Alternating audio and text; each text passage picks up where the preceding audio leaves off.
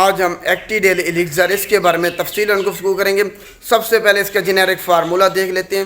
ہر 5 ml یا 1 چائے والا چمچ میں ٹرپرولڈین کی مقدار 1.25 ملی گرام ہے۔ اب ہم فوائد کے بارے میں بات کرتے ہیں۔ اگر آپ کے بچے کو خارش ہے یا آپ کو بڑے بھی استعمال کر سکتے ہیں، خارش ہے، الرجی ہے، کھانسی ہے، نزلہ زکام ہے، تو اس کو استعمال کیا جا سکتا ہے۔ اب ہم ٹرپرولڈین ہے جو کہ اینٹی ہسٹامینک ڈرگ ہے، کہ اگر آپ کے جسم کے اندر کوئی بھی فارن پارٹیکل داخل ہوتا ہے تو جسم ہسٹامین ریلیز کرتا ہے کہ اس کو باہر نکالا جا سکے۔ وہ مختلف طریقوں سے خارش کے ذریعے آپ کو بتاتا ہے، کھانسی کے ذریعے، یا پھر آپ کو چھینکیں آتی ہیں لگاتار، تو جب ہم یہ استعمال کریں گے تو یہ ساری چیزیں آپ کی ختم ہو جائیں گی۔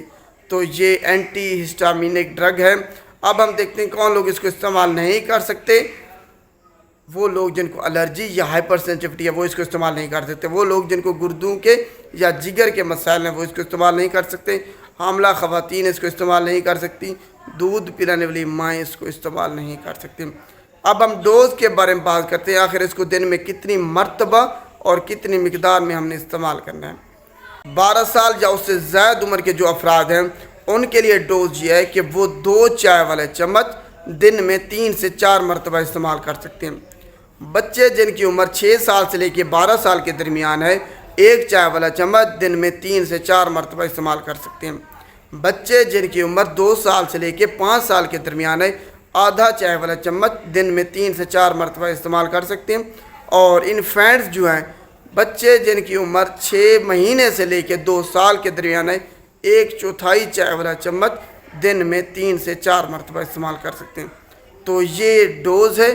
اب ہم ایڈورس ڈرگ ریئیکشن کے بعد ڈرگ انٹریکشن کے بارے میں بات کریں گے۔ مضر صحت اثرات میں سب سے خطرناک جو ہے اس کا آپ کی کنودگی آ سکتی ہے، نیند آپ کی اس سے متاثر ہو سکتی ہے، ڈونے خیالات آ سکتے ہیں، وہم ہو سکتا ہے، چڑچڑاپن ہو سکتا ہے، کسی کام پہ آپ کا فوکس نہیں رہنا، آپ کا منہ خشک ہو سکتا ہے، پیٹ میں درد ہو سکتا ہے، ڈائریا ہو سکتا ہے، آپ کے سر میں درد ہو سکتا ہے، آپ کو الٹی آ سکتی ہے، متلی کی کیفیت ہو سکتی ہے۔ تو یہ اس کی ایڈورس ڈرگ ریئیکشن ہے جو کہ بہت زیادہ خطرناک ہے۔ اب ہم ڈرگ انٹریکشن کے بارے میں بات کرتے ہیں کہ ان ادویات کے ساتھ آپ نے اس کو استعمال نہیں کرنا۔ ایسی ادویات جو کہ آپ کو سکون دیتی ہیں، نیند دیتی ہیں، ان کے ساتھ استعمال نہیں کرنا، اکٹھے استعمال نہیں کرنا۔ اور ایسی ادویات جو کہ اینٹی الرجک یا اینٹی ہسٹامینک ہیں ان کے ساتھ اکٹھے استعمال نہیں کرنا۔ تو یہ ڈرگ انٹریکشن ہے۔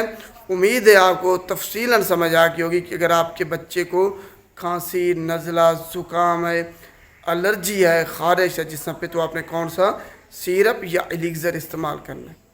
شکریہ۔